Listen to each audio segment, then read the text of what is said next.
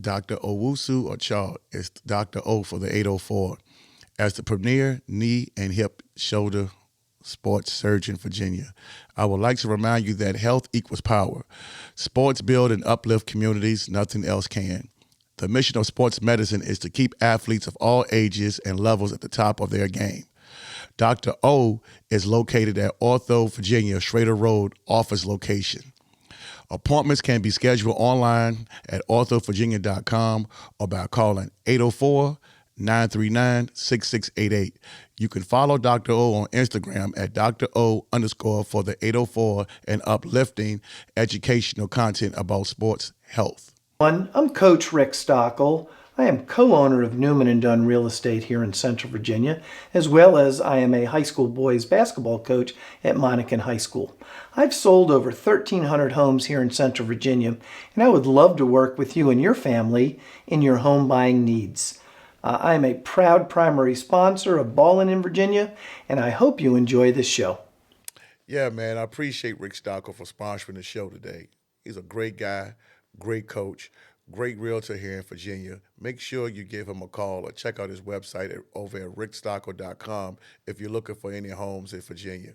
Thanks again, and let's get into this episode. Welcome to another episode of BallinVA. Today, man, we live up here at Huguenot High. And I told y'all, man, I'm going to keep getting the guys in here, man, that's setting the standards in the 804. Today, man, I got a good one for y'all. So I got Huguenot's head coach, Charles Scott, new head coach, Charles Scott, and I have his position coaches here with him. What's going on, y'all? Everything's spectacular, baby. Well, before I always start, I'm going to let everybody introduce themselves. I'm going from left all the way, from right, left all the way around, excuse me. But we're going to start with my man right here. All right, I'm Coach Mass, Coach O-line, D-line, whatever's needed. Okay. Been with Scott for a minute. That's my guy, but been in the football game a long time. So.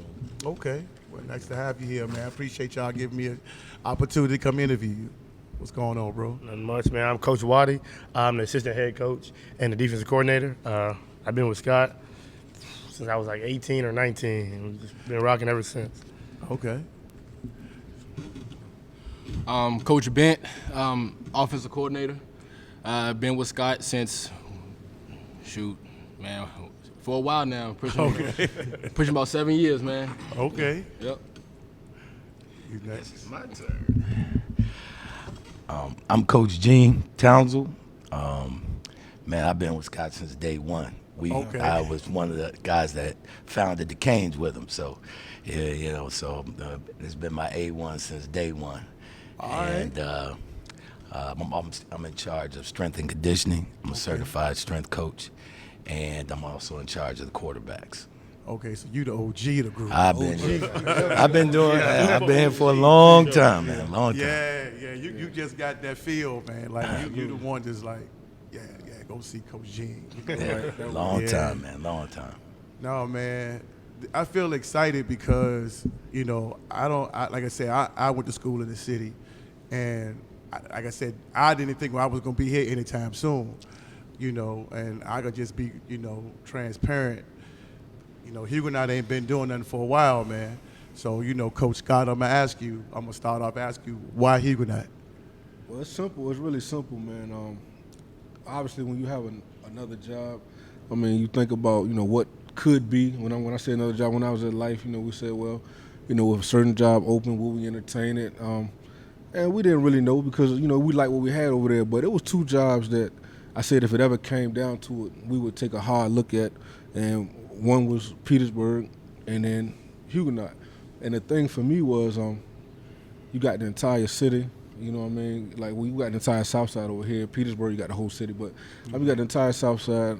The tradition of Huguenot was rich. Even when I was playing, I came out in '99 from Dale. But, again, I still remember what Huguenot was doing. Yes, sir. I remember McPhee and some of the things. And I kind of wish I could have played for him because he was doing stuff for his players, back then that I didn't feel we was getting, in my school where I was at. But long story long is you got the tradition. You bring in a hope to the South Side, and the alumni, man, they love Huguenot, like they love it. It's crazy. Like I can't go nowhere out here without somebody saying, hey, Coach, man, we with you. Hey, Coach, man, I know you're going to do good things over there. Coach, man, we're glad to have you. And it's just a real genuine feeling of love. So it's one of them things where you feel like, hey, we could come in, we're gonna reciprocate that same love, and we're going to go from there, try to make some things happen. That's dope, man, because, you know, when you say that a lot of these young kids, they don't know about what Huguenot was. Mm-hmm. You know, like I say, my son is 24, so they have no idea what Huguenot was. Mm-hmm. They remember the old building. Right. You know, so now, you know, with football, I would say football is king. Mm-hmm. You know, so the fact that, like I said, you got Highland Springs is, you know, resurrected back. They didn't really go down, but, you know, Coach Johnson just elevated it to a whole nother level.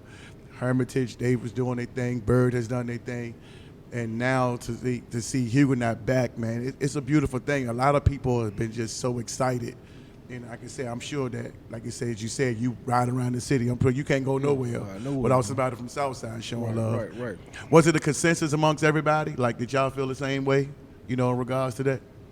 Well, y'all kind of, you know, get your input on. Wherever my dog going, I'm rocking. So, I mean, yeah, we all talked about it. I mean, I love the idea, mm-hmm. and I haven't had no regrets since we've been here. So, okay, you know, for me, and I just lost my train of thought, but I would just say that right now, I guess the biggest thing that people are saying was, you know, what I've been hearing is you can't recruit at a public school. Mm-hmm. That's always the public versus private thing. Right. You know, can you elaborate on the differences between that? You know, because you know, I gotta go right into it, right? You know? But I love it though, because here's the thing: it don't really matter if I coach in Alaska. Like, cats want to play for Scott. Mm-hmm. You know what I mean? So at the end of the day, you know, they get here. How they get here, they do the right thing. If somebody want to move in the area, whatever it may be, then that's fine. But what I keep telling people, which they don't understand, is we looking to build from the youth. Right. I'm touching the 9-year-olds, 10-year-olds, 11-years, so they'll have pride in coming here.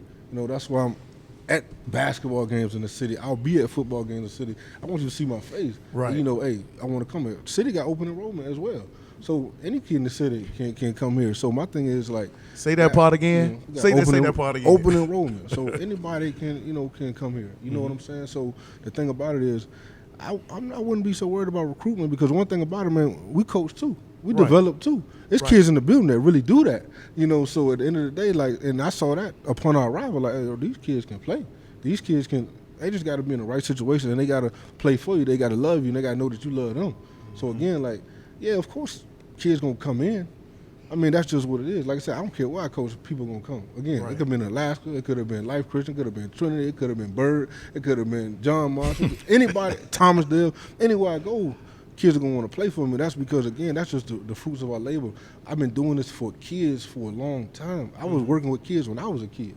You know what I'm saying? So again, they feel the love, they feel the heart, and then you can't get it twisted, man. Like, we've been sending kids to school. You know what I'm saying? So again, parents want that. So again, like, if I'm these people, I don't ain't worried about recruiting. What you better be worried about is these 9, 10, 11-year-olds. By the time they get here, it's going to be a big problem. Mm-hmm. Coach Mans, we got to say. Yeah. When people say that, you know, that whole comment about you can't recruit here, I mean, to be honest with you, that's a cop-out. I mean, because at the end of the day, ball players going to be ball players, and I think sometimes people undermine how important coaching is.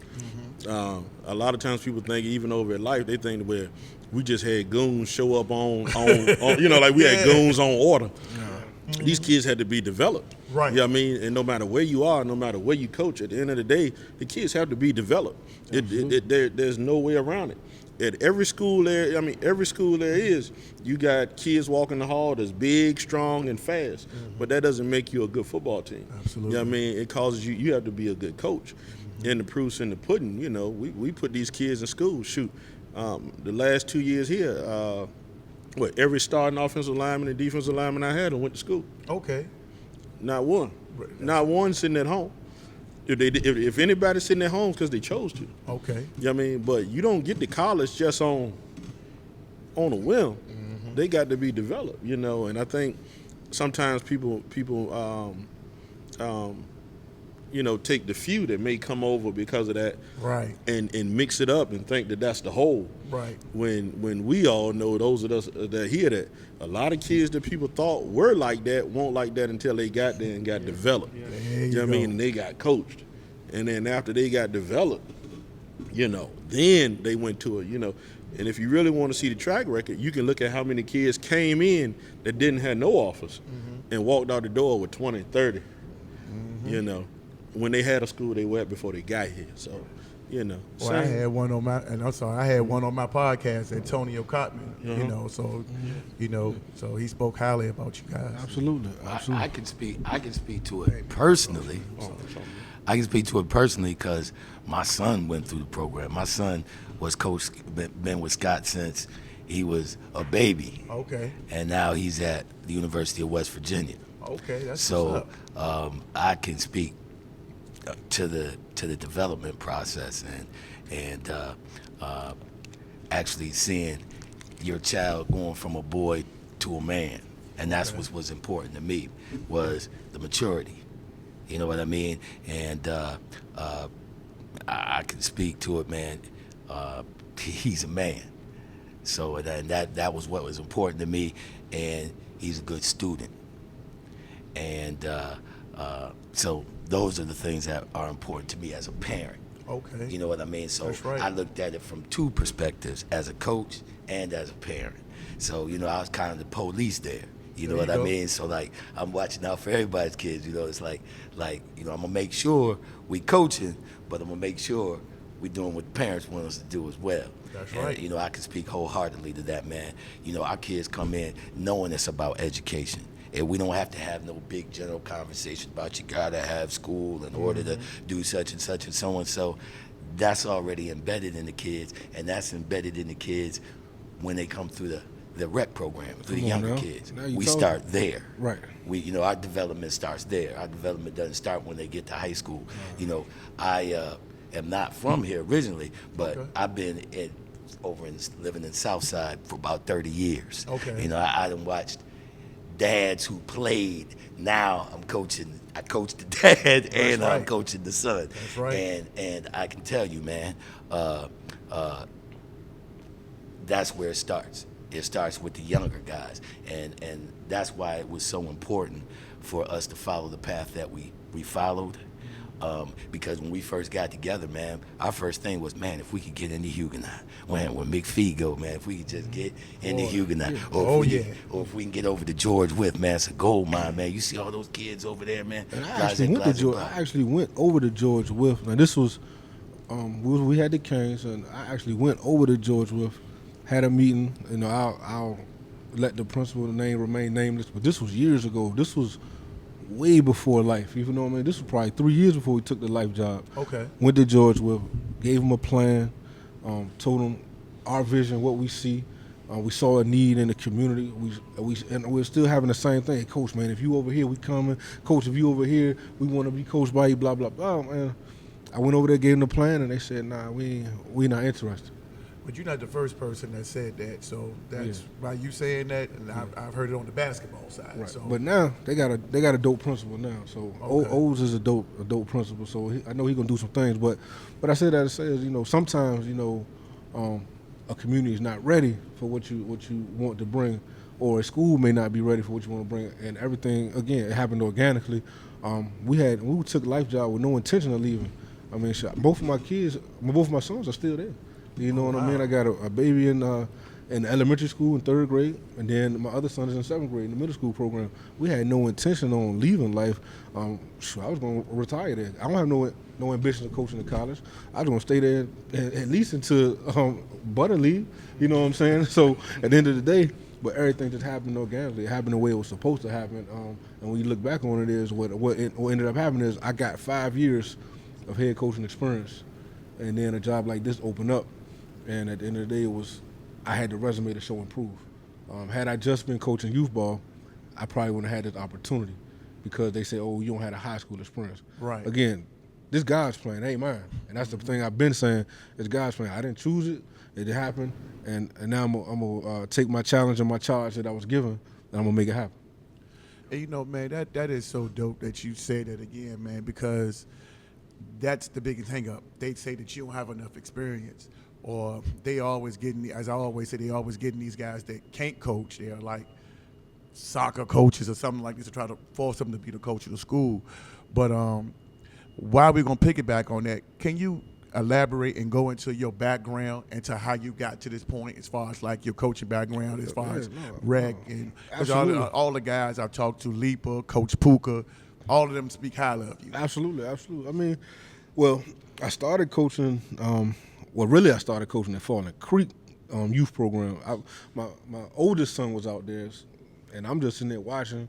You know, and then one of the coaches say, hey, man, come over here and coach. I'm like, man, I ain't interested in coaching no football, man. I play football. Like, yeah, I ain't coaching no football, but I'm looking at things, and, you know, as a former player, college athlete, you're looking at like, man, I wish they do this different. So he kind of pulled me out there. So, man, for real, my first coaching job was running back coach for Falling Creek 10-year-olds. You know what I'm saying? Okay. I morphed into that, and I went to Chalkley. I coached at Chalkley for a couple of years, won 2 Super Bowls in CQL. I wanted Chalkley to do some bigger things, and they weren't ready for it. And when I say bigger things, I wanted to jump into the travel ball because what I didn't like was at that time it was a weight limit. So I had guys playing guard that were supreme athletes that really should have been playing running back. Right. And I thought it was a disservice to those kids because now you're talking about on the senior level, so that's 13 years old, they're getting ready to go to high school. When they get to high school, they're going to be a running back, but they've never played running back in their life. So I thought it was a disservice as far as development. I hate the weight limit. So long story short, I wanted Chalkley to do some different things, and they chose not to at the time. So we coached Football University, FBU. We were the first ones to do FBU in this area, and we took that model, and we had a dope group of kids, and they said they wanted to stay together. So we said, okay, well, we'll start the Central Virginia Hurricanes, and from there, the Hurricanes just morphed. I mean, just blew up overnight. So when it started from 14 kids to now we got like 350 kids in the organization. This was 2010 now. So 2010, 2011. So I was coaching the Hurricanes all the way to then. We had a group of 14-year-old kids that we were coaching at the time who they wanted to stay together. And I was sending some kids to St. Francis and other schools, and obviously they were going to schools around here as well. One of my hiccups about sending them to some of the schools around here was I didn't like what happened to them once they got to school. So, again, for me, I'm so in tune and so locked in with our parents and these kids that I care about them after they leave me. Like, we in their lives, like I said, I tell the parents, we in their lives forever until you say, Scott, I don't want you in my kid's life.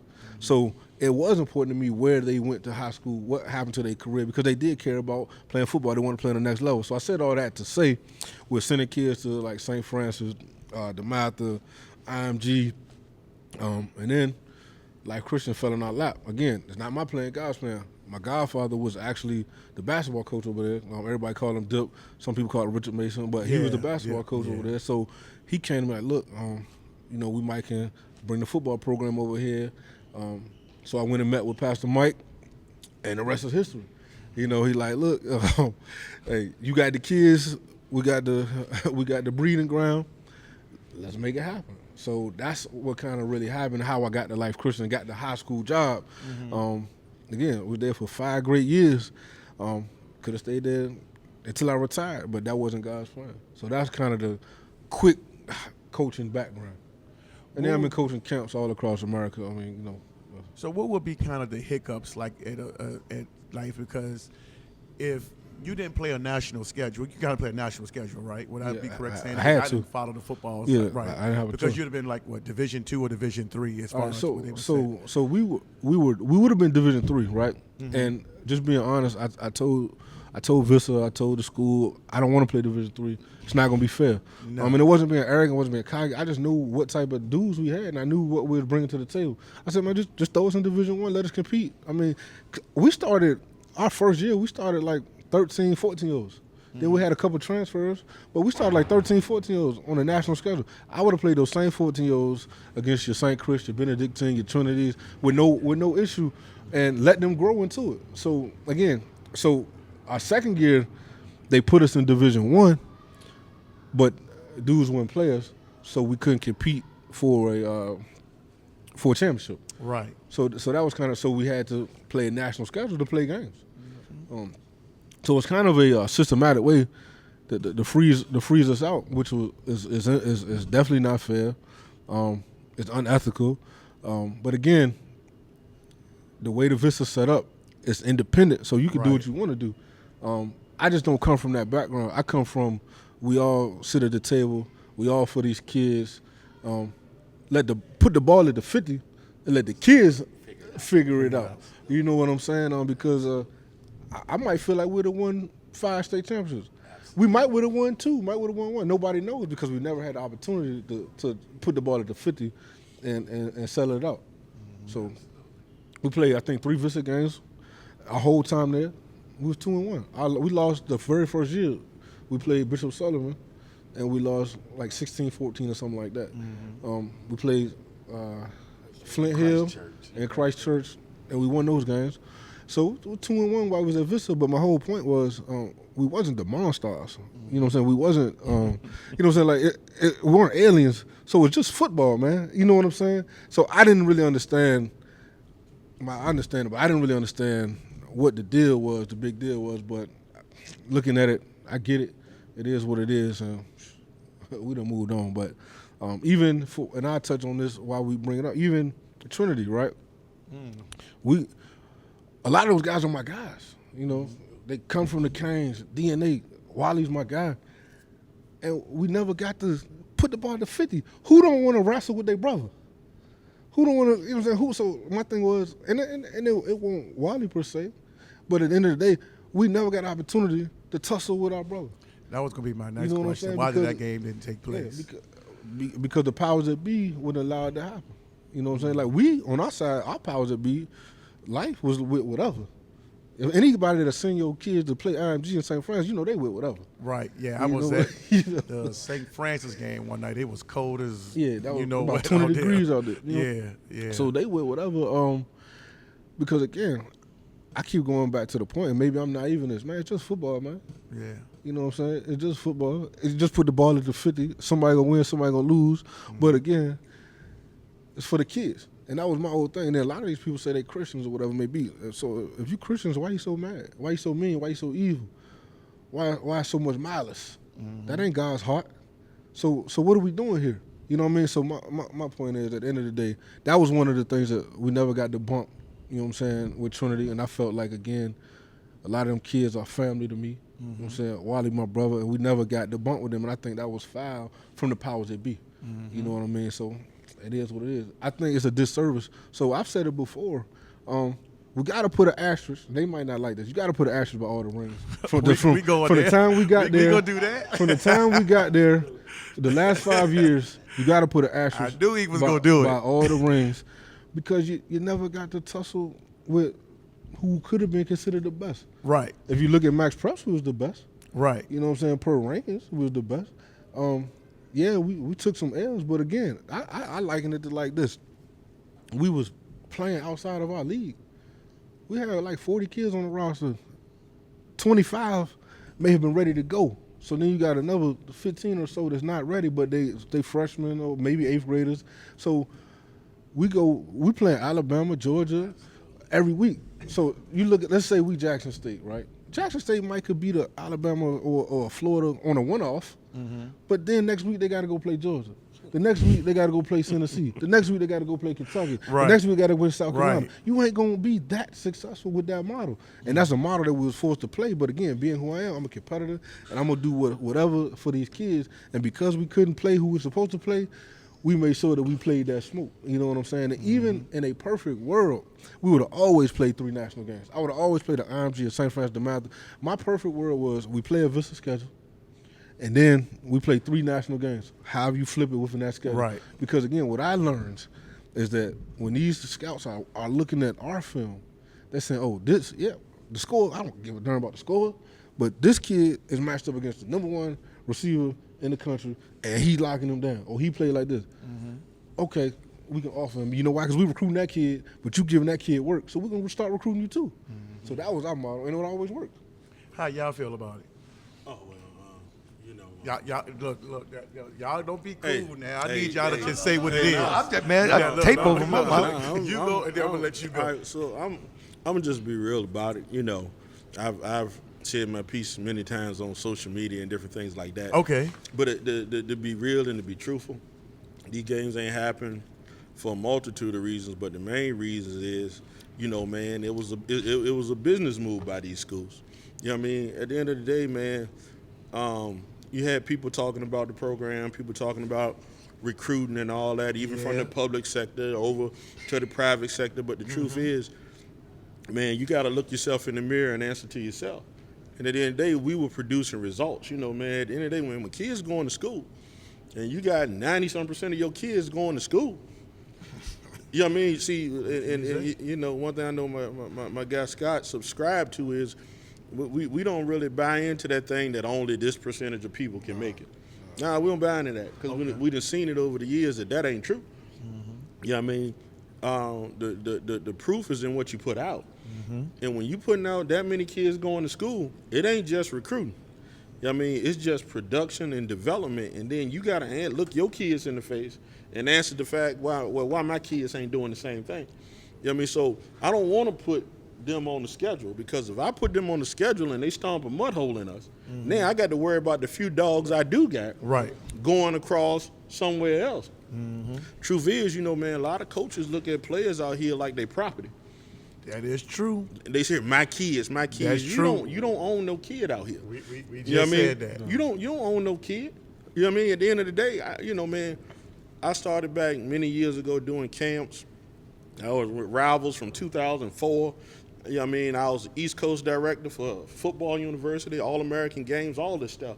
And I did camps. I was the first person outside of themselves that Rivals ever partnered with. But outside of that, people say, man, we're doing this and training and things like that. You worry about people taking your kids. I don't. My product is what it is. So I don't worry about nobody taking what's mine. And the thing is, man, a lot of these schools and programs were worried that, well, life going to take my kid. Well, if you put out a better product, you ain't got to worry about them taking your kid. You know what I mean? That's what it is. If you get the work done, the proof is in what you do. You know what I mean? So you got a lot of people out here that did a lot of talking and a lot of ducking. You know what I mean? Because at the end of the day, if they lined up and they say they ain't ducking no smoke, but if the schedule never happened and they get out there and they lose and the brakes get beat off, now you got to worry about what's going to happen in the aftermath when parents hollering in the bleachers out. You know what I mean? You want to blame Coach Scott because the parent like, hey, Coach Scott, holler at me. Right. You know what I mean? Holler at me. And I definitely want to touch on that. For one, you really wouldn't have to worry about nobody saying nothing if you wasn't saying nothing. See, what happened to being humble, man, coaching for the kids, having fun with it, and just playing football? Put the ball to 50, somebody win, somebody lose. See, where this junk went left is with social media. See, everybody's scared. See, people don't even check on their wives and stuff after the game. What they do, they run straight to social media and see what somebody said about them losing the game. See, that's the issue, man. Like, so that's the main problem. As soon as the game is over, instead of checking on their family, they go straight to the phone and see what did somebody say. I know cats that have watched their live videos just to see what people saying in the comments. Man, who wants that in their spirit, man? You know what I'm saying? That's my thing. And then I can touch on the recruiting. Again, this is going to sound crazy, but it's realistic.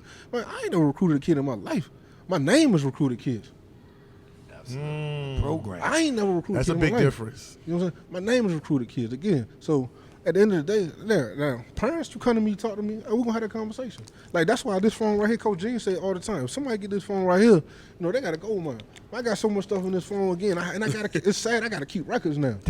You know what I'm saying? I got to keep records because parents are hitting me up, people calling me, people texting me, people in the DMs, but then somebody say, I recruited a kid. No, your parent came to me. Right. See, what happened is sometimes these parents spin it. Right. Because, again, they'll tell you, that, oh, well, life want me. Oh, well, Huguenot want me. Because they want you to be scared so that you'll put that kid on the field. Right. And then when they don't get the response that they want, then they say, well, coach recruited me. Then you mad because you're like, oh, he recruited my kid. No. This parent seen what we was doing, seen what we put in, seeing how we love and care about their kids, and they want their kid to have that type of opportunity. And I ain't saying what you or what you not doing, because I don't know and I don't care. But what I do know, I know what we're doing, and I know that people are, my DMs have been going crazy since the time I started coaching youth ball. You know what I'm saying? So at the end of the day, like Gene said, if somebody get this phone, it's over with. Just to kind of piggyback on that as well, though, I've always said that parents, once again, looking from a parent's perspective, Uh-huh. man, you gotta learn how to trust your kid, man. You gotta learn how to trust your kid, man. I mean, the bottom line is we had a good thing going over at Life Christian. And a lot of people were throwing stones, not because they had a problem with the program itself, they didn't trust their kid. They didn't trust putting their kid in the dog pound with the dogs, and that their kid was gonna be able to come out on top. I threw my kid in at 14. He started middle linebacker at 14, IMG, St. Francis, on and on and on. You gotta be able to trust your kid, man. All that yap about what my kid did, what my kid can do. You're going to see when you get to that level. Bring your kid, throw him in the pound, and let's see what let's see what he can do. You know what I mean? And I know for a fact, a lot of parents don't say it, but it's the reason why a lot of people didn't bring their kid to Life Christian, who woof and talk about Life Christian, is because they didn't trust their kid at the end of the day. They didn't think their kid matched up, and you know how they threw the curveball? Scott loved a couple of them kids. Man, That's always the narrative, right? Let me touch on that. No. Scott ain't got no favorites. Scott trusts who he trusts. He trusts who ride with him, who been riding with him from day one, and who he's seen perform on the field, so he trusts him. That's what it's about. It's not about favoritism or anything about that. So my biggest message has always been, man, just trust your kid, man. Trust your kid. You think your kid's a dog? Put him in there with the dogs. We gonna see. And Very simple. any right-minded coach will tell you, one, obviously coaching, if it's your calling, you're here to help these kids as much as possible. But two, at the end of the day, you want to win games too. Right. So what I look like playing Lil Johnny because he my favorite, but Mike over here go help us win games. They both doing what they supposed to be doing. You might like one kid better than another, but we got to win games. They don't have nothing to do with favorites. And all these dudes that didn't play us and played us, said we was this and said we was that. I mean, I see us in them now. So what we was doing can't be that bad if I see our blueprint all through their program. So at the end of the day, that's really what it is, man. Right. Everybody was so excited, throw their accredited thing. Dudes in school, just search the hashtag LTM. You will see all the pictures on Instagram of dudes in their college uniforms. From dudes that's been on your show like Tom. Yeah, I mean, I had 3 on my podcast. Exactly. I mean, was it Dorian, BJ, and Tone. BJ and Tone. And even before that, we got dudes. So I mean, we got dudes at Miami, we got dudes at Tech, like Georgia. We got dudes at Georgia. Yeah, like you can't be UNC. this. Or UNC. You can't be this guy. This program can't be that bad if these colleges are accepting these kids. Right. If these colleges are recruiting these kids, man. Like, to me, that was like, that's why I always try to ignore it, because I'm like, ain't no right-minded person gonna believe that, because the proof is in the pudding, is there. And now we sit back and we watch, and I see us and y'all. I mean, it is what it is. But I think the beauty of all of this is that, I mean, over the last 5-6 years, you know, we've been at Life. We've, you know, like you said, we've seen the talking, we've seen the words, and we know who they come from. Yeah. And the beauty of that is now, every single Friday night, those people got to face us. Every single we talked about night. that off air a little bit. We won't say no names. Yeah, no, not at all. What it is, you know, we, like you said, we love these kids. We put in a whole lot of more work than, you know, it ain't that recruiting and stuff like that. Like, we coach. You know, them kids trust us the same way we trust them. Scott said all the time, I don't have no favorites, but my favorite player at that moment is the player who making plays. Yeah. That's right. That's right. I don't care whether we at Life, I don't care whether we at Huguenot, you know, wherever we at. Alaska. Right. Wherever we at. You know, kids run through a wall for us. Kids run through a wall for this man. You know, and, you know, now we get to finally see it in our own place. We don't got to go to Georgia to see it. We don't got to go to Texas to see it. We get to see it right here in Richmond. Yeah. So it worked for me because I don't live too far. Right, So it worked right. for me. So I'm good. No, I think now you know you get to impact a community in a positive way. Like I've been saying, and again, some people say it's crazy, but it's just how I feel. Like I feel like if we do our job the right way for long enough, then we can actually drop the crime rate in the city. Oh yeah, man, that'll be a beautiful. Like, And I ain't mean to cut across you, Coach. You right. This stadium gonna be filled up with people. Trust me, it'll come Friday night. Believe that. it's going to be amazing. So no, but go back. I'm sorry. Go back. No, that's so.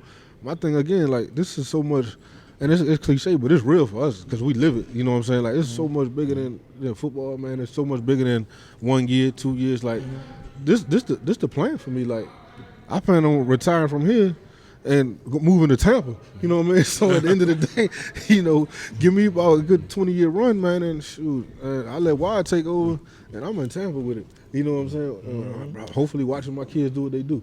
So hey, I'm in this thing for at least 20 years, as long as they have me, and just trying to impact their community, man. We had meetings earlier today talking about establishing mentorship programs and how we can community service and things of that nature, partnership with people in the community about how we can put a leg and an imprint DNA in the community. So like again, it's so much bigger than just playing on that field on Friday nights. That's our thing, man. Well, man, I'll tell you something. One thing that's different about us as a staff or group is about being genuine. You know what I mean? And people know when you're real and when you're not. And to be real about it, we really care about the kids. And a lot of programs out here, like they said, well, I love all my kids. I ain't gonna say that coaches don't, but the program is not about their kids, it's about their legacy. Right. So the problem that comes in is their decision making is based off of their wins and their losses. You know what I mean? Because we want to sell. We selling kids on state championships. We selling them on these championships. But guess what? You putting your goal ahead of their goal. Because if you give any kid out here an opportunity to make a decision, say, "Hey, son, do you want to go Division I or you want a state championship?" What do you think any kid in this state will say? I want to go Division I. Right. So our job is here to build kids and to build these kids to go to the platforms that they want to go to. And even if it causes us to sacrifice, it's for the kid. Guess what? It can't be about all wins and losses. People think, well, if we win, we'll get more kids recruited. Well, in life, we didn't win that much. But we put out 90-some% of our kids in school. You know what I mean? Without winning. And then you got schools here that's winning, and ain't nobody going to school. So it's about developing the kid. So if you put the kid goals ahead of your own goals, then maybe you would have kids wanting to run to you and be there for you, because that's the only. They ain't come to life to win a championship. We couldn't even win a state championship. We didn't even have home games. That is true. Right. You know what I mean? We played last year 10 games and 9 of them on the road. 10 games and out of state, not on the road. We ain't go down the Hampton roads. We had to go to Florida. We had to go. You know what I'm saying? Yeah. We had to go to Ohio. We had to go place. And again, but it's never been about our personal legacy.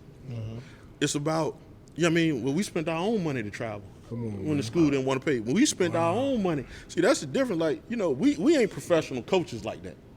You know what I mean? Wow. I got my own bread. He got his own bread. You know what I mean? It takes special people to travel. Well, yeah, I pay for my own plane ticket and my own flight in my own room. Are y'all serious? Yeah, so that another kid can travel. Well, so that I don't. See, that is what legacy. No, we don't know about that. But that's what legacy is all about, man. Legacy is not about wins. Legacy is not about how much money you leave behind. Legacy actually is your leverage for making life better for the people that come behind you. There it is. So basically, you know what I mean?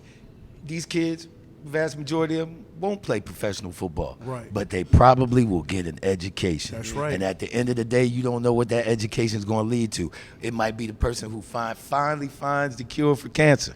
That's right. You know what I mean? You never know. And that's what legacy is. Legacy is giving, guys. It's what I give. That's what it's about. It's never about you. So if you consider my wins and losses your legacy, then you need to learn the definition of legacy. And I say it all the time. I mean, I don't want coaching. I don't want over 25 championships, right? And not one of them championships felt as good as watching them kids sign on signing day. Absolutely. Not one. Yeah. Not one. Them tears rolling down them boys' eyes, man. Not one. Man, y'all changing a whole lot of parents' lives, man. Absolutely. Instead of them having to work 2 and 3 jobs to pay for them to go to college. And when you look a parent in the eye when a kid 14, and you say, you will go to school for free. He will go to school for free if he does A, B, and C, right? And I can put it out to you real quick. Quick triangle system. It's really easy. I can look a parent in the eye and say, I guarantee this kid gonna go to school, right? And some people be, whoa, like how you gonna jump off the cliff and do that, right? But there's a but behind that, and it's a if, right? Triangle system. We're gonna do our part. That's one part of the triangle. when I say we, I'm talking about coaches. We're gonna send you to the right camps. Shit, we're gonna take you to most of them. You know what I'm saying? We're gonna be transparent with you, and personnel placements big. We're gonna put you in the right spot, right? So we're gonna do our part, and we're gonna stay on you about your grades. Parent, all I need you to do is get this kid where I need him to be, when I need to be, and support what we're doing. That's the other part. And player, you gotta make sure your grades is right, and let's not forget this part. What a lot of people forget: you gotta make some plays. Absolutely. You gotta have some film. You gotta make some plays, right? So if all three of that triangle is working, well, yeah, 99%. That's why I can look at parent in the eye and say we're a lot. We going to school for free. One part fall off, now we done dropped 66%. Another part, now we're at 33. So it's not gonna happen. Or your percentage is really low. Right. But that's why when I look a parent in the face and I give them this triangle system and I tell them the real, and then they really understand it, and then 4 years later they see it. That's worth more than any state championship I could ever get or any championship I have ever won. Now, I'm going to circle back. That's not saying we ain't trying to win. Right. I'm here now. I got to get it. Right. We want the state championship here. Now right? you in the position where we want it. you We definitely want to win the state championship. Let's not get none of that twisted. So, no, Scott said he don't care about winning. I never said that.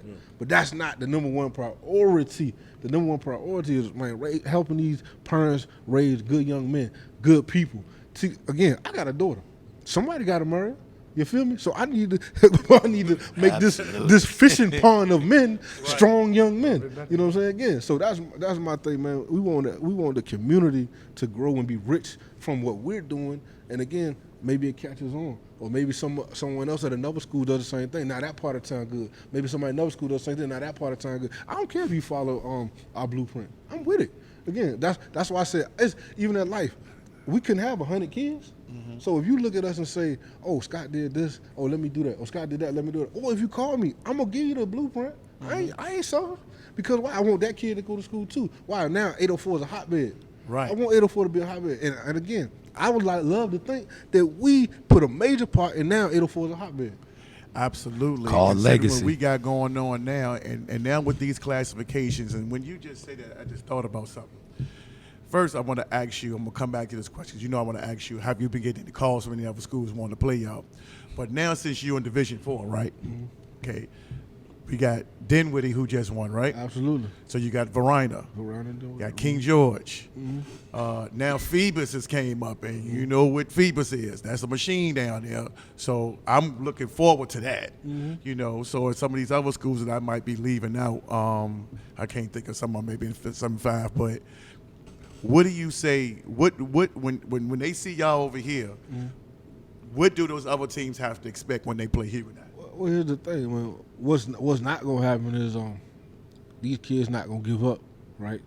These kids gonna play hard. They're gonna play to the end. It's gonna be a fight every time. You know what I mean? It's not gonna be a situation where you just gonna come over, steamroll cats, dudes gonna lay down. Ain't gonna be none of that. 'Cause that's not even our DNA. You know what I'm saying? Like, we're going to scratch, claw, fight. And again, like I said, I tell anybody, if you're going to catch us, man, you better catch us early. Because once we get this machine rolling and once we get this pipeline jumping, it's going to be tough. It's going to be real tough to catch us. So you're going to catch us, man, catch us early, man. And y'all got any input on that?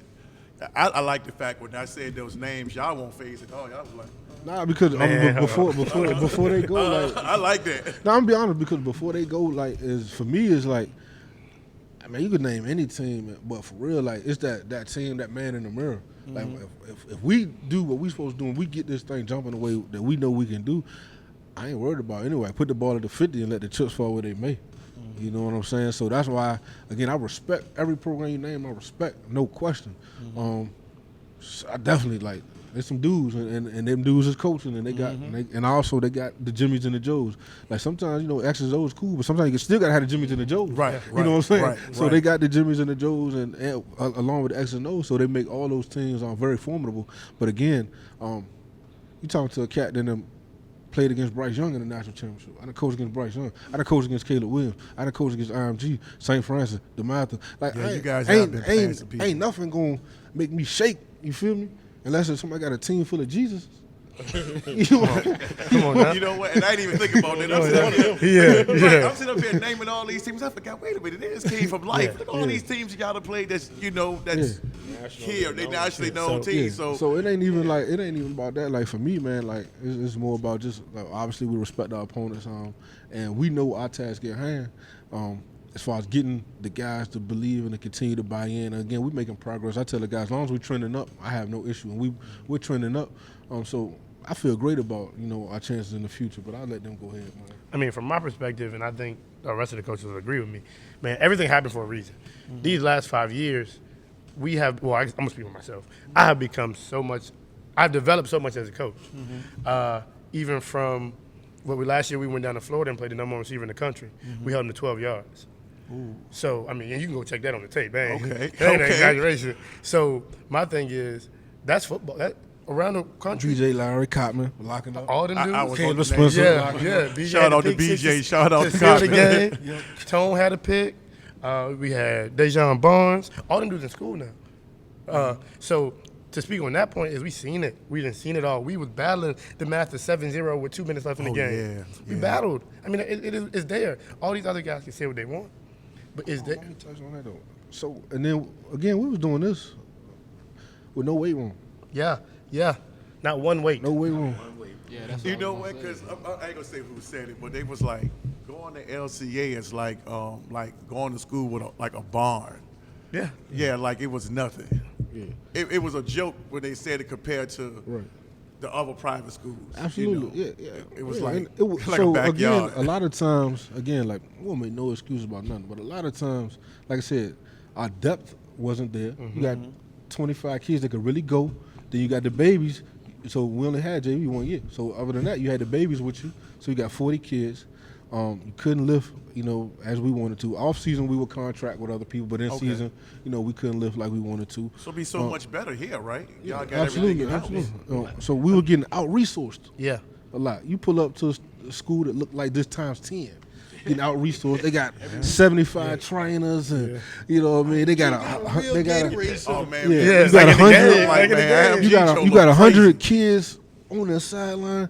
I no lie to y'all, man, and then I let them go, man. We played St. Francis 1 year, and GU next. They ran 11 different defenses on the field. What I mean by that, first string, second string, third string, fourth string, all 11. They subbed all 11 throughout the entire game. So, like their depth was crazy. Mm-hmm.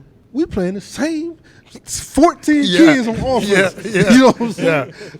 And again, I wouldn't trade none of those experiences for the world, but I'm just being honest. Like, when you peek into the joint, like, oh man, y'all lost. Yeah, but did you see that the first half it was 7-10? Oh, we up on IMG. Oh, we up on IMG. We beat IMG 16-14. I saw that too. Attrition, depth, out-resource. I mean, then it's a running joke, and again, I love life, so ain't no disrespect because they'll laugh at it too. Our bus broke down at least 20 times, and that's no exaggeration. 100-degree we weather. lost the entire day. We lost an entire day traveling to IMG. We was on a farm. We broke down. A farm picked us up, fed us pizza. I'm out here playing with giraffes because nobody knows this though. We had to wait. Man. We had to wait. Yes, man. We had to wait for somebody to fix the bus. Fix the bus. I'm out here taking pictures with horses and giraffes, and we missed a whole day of practice. Yeah, this is real life. Mind you, we played the next, literally, we played the next night. Right. And real life. And we're up at halftime. No, because y'all don't care to know. Because I don't use anything as excuses. Right. Football, put the ball to the 50, but everybody that really coaches knows that you start preparing way before the day before the game. Right. Everything, them 48 hours leading up to a game matter. You know what I mean? So if you're on the side of the road, hot, everybody's shirt off, got to wait for vans to take us to a little ranch. You know what I'm saying? We ordering the kids pizza just so they can eat. You know, they have to do that. Right. At the end of the day, like those type of stories are real, man. But I'll never come on and say, "Oh, we lost because we was on the side of the road." Or we lost a whole day of preparation. You know what I'm saying? Because that's just not our DNA to provide excuses. Game is the game. You know what I'm saying? Now I say, yeah, we've been out-resourced before. You know what I'm saying? I don't think there's a whole lot of people that out-coached us because I feel like if we just throw the ball on the 50 and both sides are even, I love our chances against anybody. You know what I'm saying? So at the end of the day, that's just a little funny story, but it's real though. Like we taking pictures with giraffes and horses, waiting for the van to get fixed. But I think that though, all that's funny, but in reality though, It's a blessing though. It's a true blessing because our kids, when they go away, they acclimate well. Right. I mean, you hear about kids jumping out of windows and jumping off roofs and all sorts of things when they get to college because they just can't handle the pressure. Right. Our kids laugh at that, man. I know for a fact that when the kids get to school and the coaches get a little, irate with them, they be like, man, you ain't heard Coach Gene. Right. You ain't heard Gene Coach or Marcus. Marcus. What? You ain't heard Marcus or Gene. So, this ain't nothing. You know what I mean? So the acclimation and when, like I said, when they go, they're mature, man, and that is the key. Your kid mind got to be right when they go to college, especially when they go miles and miles away from home, man, because if they don't define themselves as a person before they leave, the world gonna define it for them. And when the world defines it for them, they wind up in some places that you didn't expect them to be. And parents is always, well, what happened to my child? What happened to my child? What happened to my child? They weren't ready. They weren't ready. So I think that, it was a true blessing, being broke down. Look, man, y'all guys got to get used to being uncomfortable. This world is an uncomfortable place, right. man. And if you can't get used to being uncomfortable, you in trouble, my man. So go ahead. It's hot. I'm hot too. I'm the oldest man in the world. I'm old, and I'm sitting on this hot ass bus with you too. Beside It's a 90 300-pound degrees with you. kid. And if y'all keep getting irate, I'm gonna show you how to get irate. Cause I'm hot too. But you acclimate to things and you understand, man. Things happen, man. You're gonna be uncomfortable. You gotta learn how to deal with that thing. And once you learn how to be uncomfortable, man, you can conquer the world. Yes, sir. Absolutely. What I was gonna say is, when you name those teams, the word that comes to my mind for us is prepared. We're gonna be prepared. I mean, that's the difference. You know what I mean? We're gonna be prepared. When we got kids, Josh, who's down at Georgia right now. You know what I mean? We got Caleb. Out of Miami. We got people. Well, you got Big Trey at UNC, and I talked about my offensive lineman and defensive lineman. Year before last, every defensive lineman went D1. But you don't understand that Josh at Georgia, Trey at UNC, these kids never had a sled. You're talking offensive linemen who never had a sled their whole career. But the thing is, if you ain't got the resources, so what? Right. What's the excuse? You can't make an excuse. No excuse. Either you're going to get it or you're not. Right. And this coaching staff, which I love, is the time that's put in preparation. We're gonna be prepared. Excuses, excuses don't matter. You know what I mean? Just because I don't have a sled, just because I don't have a bus. That same game, Boyd talked about being a 7-0 game with DeMatha with 2 minutes left. Guess what? Riding the old bus. Our players got to the game 5 minutes before kickoff. Yeah. They walked off the bus. Walked off the bus And that wasn't a plan. to the field. You couldn't even stretch. You couldn't even do No. nothing. Get dressed. And that wasn't planned. And It's ready for kickoff. And again, we've been going up the road for a minute, and we left way ahead of time. And it just got crazy. I mean, but again, there ain't no excuses made. We just just prepared. play ball. Put the ball to 50, let us play. Let's man. play. That's it. And again, so with that, again, like I said, I love nothing bad about it. I love life, and I hope I hope they move on and have great success. Those are some of the things that we dealt with. That again, if they was in the room with us, they would laugh with you because they know. Like, They know. And when I'm hearing this, I listened to the pivot the other day when Deion was talking about the facilities at Jackson State compared to where he at now. And he said, I didn't use it as an excuse. I just had to make do with what I had. So it sounds like y'all having the same it's a situation. similar thing, and then we didn't put that out because one, we don't make excuses, and two, people get a hold of that stuff and they start using that as you talk about recruiting, negative recruiting. Right. Oh, why you gonna go to life? They ain't got a weight room. Yeah, Why you gonna go to life? They That's bust exactly what right they'll down. do. They use it against you. Right. Yep. So that's the So thing. don't speak on it. No, I won't speak on none of that. We just do what we do. So now again, we here. We got a spectacular opportunity here. The staff has been great. Everybody in the school, admin has been great. They welcome with open arms. Everything they told me in the interview, they've stood on. Okay. It hasn't been any floods or flaw or lies. So again, I think we'll have a great opportunity to be successful because we got the support from the administration. I hear bad stories about some of the guys at other schools where they say they don't have to support the administration. Right. Or they bumping heads with the administration, so it makes it for an unpleasant coaching job. So that was one of the things that we discussed is like, hey, we got to make sure if we do make that move that the admin is what they say they are, and they have been. You know, 8 years straight up, and he is what he is, and I can appreciate that. You know, I appreciate that and that support. So. Man, y'all got this beautiful facility out here, man. This is nice, man, and this community is already like that. We got some things coming. We doing two free camps early in the summer. Okay. For the youth, we're doing one from like 5 to 10, and the other from 10 to like 14 or pre-high school age. Okay. So we definitely we'll drop those dates pretty soon. Okay. Again, like we just want to have an imprint in the community. We're giving a lot. We're doing a lot of giving. We ain't taking. We giving. And when you got those dates, like I said, when this podcast come out, we can actually put those dates across the screen for you. Not a problem. So that way that people can know exactly when that's on there. Absolutely. So we can do that for you. Have you gotten the phone calls from these other schools since you've been here? Because I'm pretty sure they were like, okay. So this is the running joke in my chat with my coach. Smoke, but so this is the thing. So like all of a sudden now, like everybody got my email, everybody got my number. They inviting us to 7-on-7s and camps and all this stuff and I'm talking about high schools like that they weren't before. Like I couldn't get a call. You know what I'm saying? Outside of like Puka hit me up, say, "Hey, we doing 7-on-7. Y'all want to come through or something like that?" You know what I mean? But outside of that, man, it's like all of a sudden everybody got my number now. Everybody got my email now. I'm getting all these emails again. I appreciate it. So don't stop. Don't get mad. Don't stop because we're gonna send our kids and get to work. But it's just like. I couldn't get it before, and it probably was because of what Coach Mass said. He was saying guys were scared that if we show up, we was going to take their kids. But my thing is, like, man, I ain't even going to get into that. I mean, like, we wasn't taking nobody's kid. To take somebody, you got to steal them, kidnap them, or something like that. Yeah. But for somebody to pay $6,000 to go to school, you know what I'm saying? That means they wanted to be there.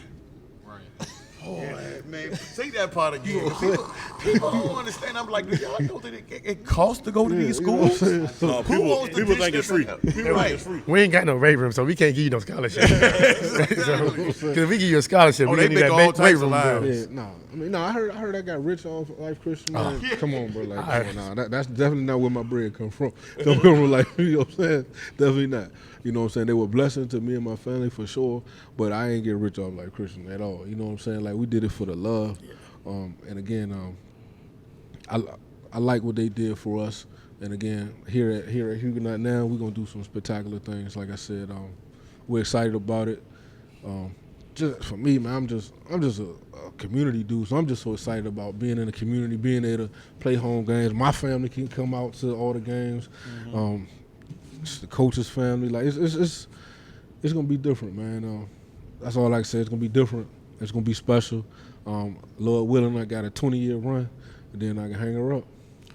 Man, I'm gonna say a quick shout out because Dr. O, that's my guy, and he's one of my sponsors, and Rick Stockel. They love community stuff like that. So I'm hoping when y'all watch this, y'all see this right here. So I'm gonna definitely need to get some information from you. So I know Dr. O, you know send all the guys to Dr. O. He's the guy. He put my shoulder back. So he the man. Dr. O the man. He the best in the business. I stand on that, man. He's been good to me, man. Like I said, I just want to just expand on what we got already. You know, so shout out to Dr. O, shout out to Rick, Stockel for sponsoring this thing, man. So. I would just say, man, this has been beautiful, man, because I'm looking at this like I ain't had to really push y'all to do it. Y'all like it's like y'all was ready for this, man, and we ain't really going to some other stuff like that. But I'm just like I said, you definitely got somebody to support. I live in Chesterfield, but I live like right across, like right over there off of Providence, so I ain't too far from here at all, man. I'm just happy that on Friday nights. These stands right here would be full because just the interest alone, even if y'all don't even win the first year or so like that, because you're going to have, your hiccups and you got to feel everything else, stuff like that. But can we run this back in what, October, November? Run that back? Hey, we'll be in the playoffs. Okay. We'll be in the playoffs. Okay. We can run that back. Just you can run that. Y'all heard it from Coach Scott, right? We'll be in the playoffs. Yeah, look. Yeah. Hey. I was just trying to look. I won't try to like say that y'all won't do it. No. I get Like I said, our expectations are what it is. Like we ain't gonna lay down expectations, and we, obviously, we can look in the mirror and understand reality. But reality is like we'll be in the playoffs, year one. I like that. I like the sound of that. And if I'm a parent and my kid playing for y'all, hey, this is where I would like to be. I'm like, yeah, you staying here. Like you were saying, man, a lot of kids, parents, they be ducking that smoke, and that ain't cool. Y'all got anything that y'all want to add before we sign out, man? This was good, man. And I just appreciate you. Like I said, me and you talk, Coach. It was after did the interview with Tone and them guys, man. And I really appreciate you taking my call. Shout out to Rail, because Rail kept pushing it too. I forgot all about Rail. Rail, my guy, man, no question. Yeah, shout out to Rail. Like I said, I think that was it for me.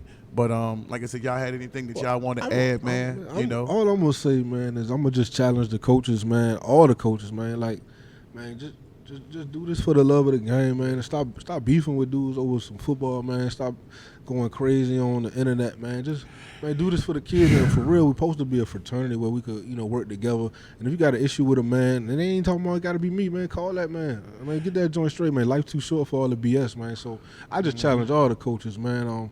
To be real human beings, man. Like what y'all say y'all want for y'all kids, and y'all don't want y'all kids fighting and beefing and stuff, then how you doing that on the internet, man? Like don't do that, man. And then when you see that man in person, you duck your head and act like you need to tie your shoes. Like don't do that, man.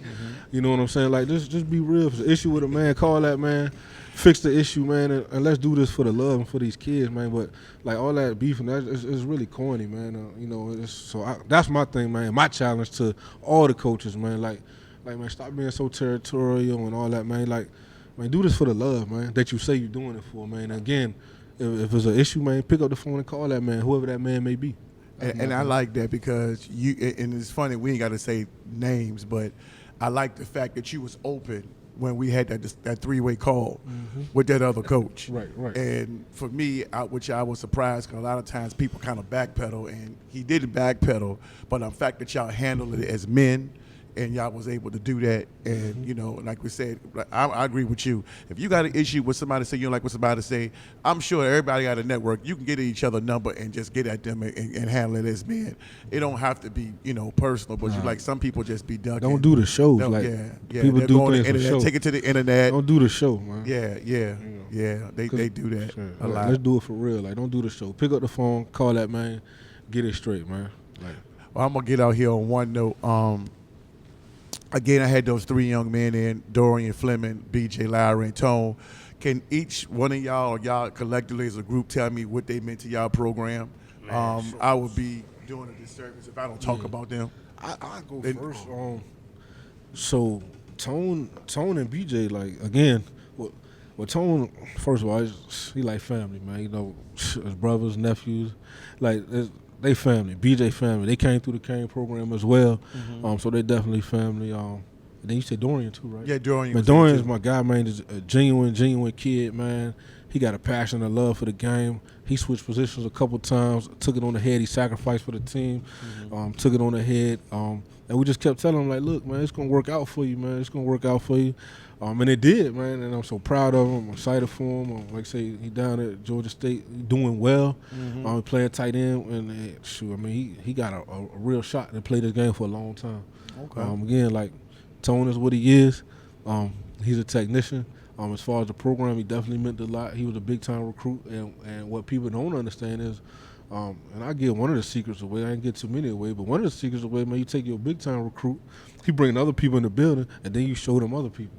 So Tone was a catalyst for some of the other people getting on because they come in the building looking for Tone. I said, yeah, we talk about Tone. Hey, but look at this kid too. He a baby or he younger. Or like look at him. So man, it's one of the little secrets. Like so, Tone helped enhance the program that way.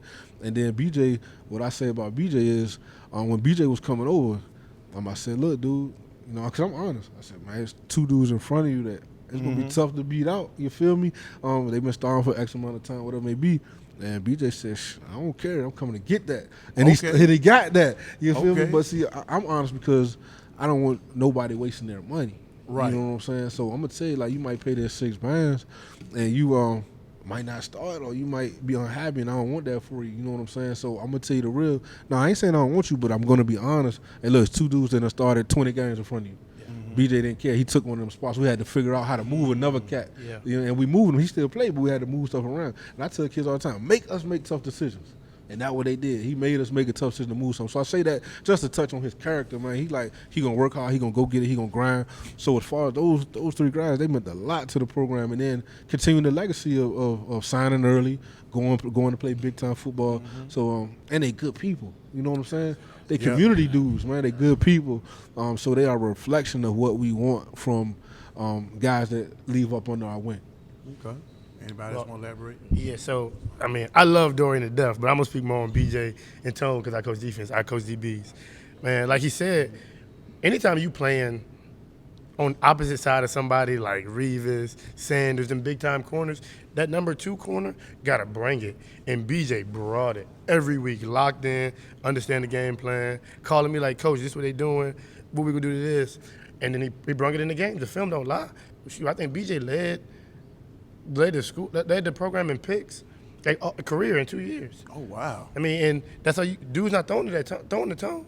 So he getting all that work, and he stood tall. And Tone, that's my guy too. I love him. They both come from good families. They good people, and like you said, he meant a lot to the program too because he was that catalyst to come in and see all those guys. Now we got 2 D1 corners right now. They at school early. So they meant a lot. And like I said, we held number receiver to 12 yards.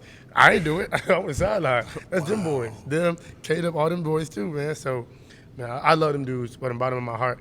And they left a big imprint on me as a coach and us as a program. So I can never thank them boys enough. Mm-hmm. You know, kind of just like he said, I mean, me being the offensive coordinator, I have more of a relationship with Dorian, but I will speak on Tony and BJ just from my time teaching in school, you know, getting to see those guys and off the field. You know, like I said, they're good people. You know, they're good dudes. They're great to be around, funny. You know, they're extremely hard workers. Okay. You know, and I think that's a testament to where they're at now. You know, like they said, you know, when they came in, you know, these guys were just to see where they are now compared to where they were when we first laid eyes on them is a testament to how hard, you know, they truly put in work. And then, like, speaking on Dorian, I mean, as an offensive guy, you know, when our back is against the wall and we needed, you know, we really had nowhere else to go, we always could call on Dorian number. Whether that's him going to quarterback, playing wide receiver. I mean, I think if we even needed him to play O-line, he probably would have found a way to do that. Okay. You know what I mean, He even on did defense, play he stepped D-line in, too? made plays. Wow. I mean, literally everywhere on the field, I don't think it's a position that he couldn't have found a way to be successful at. And all of those guys were huge for us this year. I mean, Tony BJ could have played offense and did amazing at it. Okay. So all of those guys, man, it was a pleasure to coach them. Looking really forward to seeing what they do at this next level. All of their families are great people as well, so it was just real pleasure to have them. Okay. I would just say that, you know, first of all, Tone is family. You know, Big Tone, that's like younger brother right there. So that's just family. Mm-hmm. And as far as Tone as an individual, as an athlete, probably one of the best athletes I've ever seen. Athlete. Okay. Just pure athlete. Okay. I saw this kid jump straight up in the air, 3 donuts in a pool, and jump straight through the center of it. I mean, that's amazing. Yeah, you see how your eyes is looking. Like That's what I did. That's what I did when I seen it. You know, just complete control of every muscle in his body. You know, jump like 50 feet in the air. I mean, just superior athlete, man. To piggyback on what Scott says, BJ is can't say enough about the kid, man. He's just a genuinely great person. Highly intelligent. And just a darn good athlete and a competitor. Mm-hmm. Dorian, I tell you what, man, I gave Dorian hell. Everybody here tell you I gave Dorian hell because he was a quarterback. Right. You know, and I used to say, Dorian, you have the worst release I've ever seen in my life. I would say it, man. I'm telling you, man. I would ride Dorian, but I tell you what, that is the most resilient guy I have ever coached in my life. That guy is going to be a success no matter what he decides to do. If he decides to continue to play football, he's going to be a damn good football player. Whatever he decides to do in life, because he's got heart, without a doubt, man. I mean, big time. For sure. So I got the utmost respect for all our guys. You know what I mean? But those 3 guys, man, you know, I can single them out, man, just give you the characteristics for each and every last single one of them. Just great, great guys. The programs that they went to, man, they should be celebrated. They got good. Not just good athletes, good people. Georgia Tech, Virginia Tech, and ODU, you getting some? Yeah, man. I would say BJ. Yeah, I love BJ too, man, because he won't high on my radar in the beginning. I love a kid that earn your respect. You know what I mean? You know, and BJ just consistent. You know what I mean? Like, I be watching the game and don't even realize he in it. And I'm like, who's that made that play? Yeah, that was BJ. It was. You know what I mean? But man, he shows up just consistent. Tone, you know, as far as tone, man, tone is what I see as maturing. I remember when Tone kind of got through in the fire. You know, we had some injuries and he had to get out there, and you know, man, Tone just he grew fast. You know, and then on the field, I mean, he just continued to mature and grow fast, learning. I mean, he crushed the curve, man, and you know, I loved how he matured off and on the field. So it's like, Tone, he know that's my guy. You know what I mean? I love Tone. Dorian, that's probably one of the stories that I'm probably most proud of here. Okay. Because the truth is, man, when Dorian first came in, I didn't know what it was. I don't know. I thought the kids just didn't like him. I don't know what it was, but it's like kids were trying to kill him in practice. Wow. I mean, one He day. used to talk that smack. I mean, no joke, man. Like, no, I mean, no joke. We'll be running little inter squad scrimmage stuff. It was 10 off. And it was just, God, I remember Gene, his son came through. Gene came through one time. He caught the ball up. God, I mean, just crushed him. I was like, man, he's trying to kill this kid. Like, and I'm sitting over there and I'm saying to myself, I said, man, this kid gonna quit. I mean, not only were they crushing, they were just talking. And I like, man, and I remember having to go to him after practice. I was like, man, just keep coming, bro. Just keep coming. He did, though. Yeah, He I said, man, just keep coming. The night before, he had actually texted all of them and said, I got something for y'all linebacker crew tomorrow. Yep. Are you serious? Yeah. But that's what you gotta love that about him, though. You gotta love that about him. But the thing about it, man, and I watched, it's almost like he was just isolated, man, and they would just tee off on him every day. Just no holds barred. He earned his respect. Like, he never stopped coming. Hey, they jumped him in. We put him at quarter. Look, They jumped him in. Yeah. They jumped him in the mob. yeah, baby. we put him at quarterback, and then it just went wildcat. So it's like, so a bit like, yo, just run it. Yeah. You know what I mean? And he's just going at people. Pow, pow, pow. He scored that drive. That first And he drive. kept driving. Like, so, Wildcat went crazy. Like, So- Funny story though, that day, his first day of football practice, he came to school like he was wearing his football pads. Like, I lied to you not. You guys, any of the players, any of them, he was walking around school that day. Imagine he was on one, man. He was Imagine he's on new. one. Like, I mean, some of them know him just from football, but you know, he's walking around and he like wearing these pads, and he like, nah, wait till the day. Then you know, his son walking around school like, I'm telling you, you better stop. Then he get out there, man. That was a fun. I'm telling you, man, probably most kids wouldn't have been able to handle what he took. They would have quit. It's no way. And I'm a football guy, and I just seen a lot. Wow. I'm 99% of the people that went through that, what they were doing to him on the field, they wouldn't have made it. And man, to see, you know, some of his ups and downs and frustrations, and some people know his brother. His brother got a ton of offers, you know. Yeah. And man, to see him be working so hard, and they had to change positions and do this stuff, man, and then to see, you know, man, you know, the internal struggle to not know if he's gonna make it or not, man. And I remember where were we coming from and the bus broke down? Where weren't we coming No, from? we were. Every week. Where were we coming from? I don't know. Well, we was on our tour. Oh, I mean, We were coming from South Carolina, then. Yeah, South Carolina. and we was on the way back from South Carolina when Georgia State called Yeah, us. South Carolina, yeah. Man, and to see that kid break down crying, you know what I mean? Like I was telling you earlier. You when know, look to the see parents that in the kid eye, break down you can crying, tell them man, you're going to get it. from his first When they offer. really get it. You know what I'm saying? For me, I mean, that touched me, man, because I know what he had to battle through. You know what I mean? Like, he earned He earned it. earned it. He did. You know what I mean? You know, man, that's and something. Dorian, he my guy, man. I got all the love in the world for him, man. He's a consistent guy, and he's a guy that will make it. Yeah, that's what because he's always gonna show up. Yeah, he got a that gamer. stuff. he got that stuff that, like I would tell anybody, don't be surprised if he play on Sundays. Yeah, he's Cause he got that stuff you can't. He got that stuff you born with. That stuff that you can't teach, man. He's here. It's hard. Yeah. Man, So- that's good. His parents gonna love it. In Georgia State, if y'all ever take a look at this, man, y'all done heard it right here. Yeah. ODU and They got steal. Nah, yeah. All them schools got to steal, man. Yeah. Wow, like I said, that was my first time even hearing of those kids and meeting them, and they were just so humble and respectful. And met a couple of their parents, man, even on online and everything, and they thanked me. And hey, man, y'all did all the work, man. I just appreciate y'all even putting them in a position because those kids were humble. No question. So they it is, came man. from they all come from dope families, and we just try to be an asset to and an arm from the home. You know what I'm saying? So we're gonna meet you wherever you need. If you need that, we're gonna give it to you. If you need more, we'll give you more. So whatever it is. So that was a great group, man. I appreciate you even doing that for them. I actually went out of my way. I don't do it often, but I actually went out of my way, and before when Dorian left and just texted and told him how much I appreciated him and how much I loved him and respected him. It almost brings tears to my eyes, honestly and truly, man, because that kid touched me too. Like I said, I'm an asshole at times, but I mean, he stuck with it, man. He never batted an eye. He never got disrespectful. He just kept playing. Wow. Just kept playing. Well, Yeah. yeah. Just kept playing.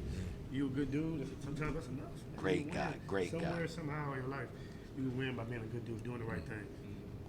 Well, their parents gonna hear this, man. These schools are gonna hear this, and I'm glad that I even asked that question because, like I said, you just never know what people's relationships are. Some people just happen to graduate or just leave situations. You don't know what type of relationship the coaches had with the kids, but it's just good that all of you guys had good things about those three of those young men. So, with that being said, we're gonna end on that note. But I thank y'all for allowing me to come here today. This won't be the last, so not at all. hopefully we can get you guys back in the fall if everything permits, y'all schedule permits. I know a lot of the coaches, I try to bother them during the season, or we can get y'all before the season. That'll be great to kind of just touch on the season Absolutely, coming up. absolutely. But we or if anything y'all want to reach out to me, hey man, we right out here in Midlothian, so we good. So what I ask everybody to do is I always end it off is saying y'all like, subscribe, and comment to the channel. Please do. That's exactly how we keep the lights on, man. We don't know. I appreciate all the donations and everything about it, but getting the ball in the VA Morrisette Media, and we are out. Absolutely.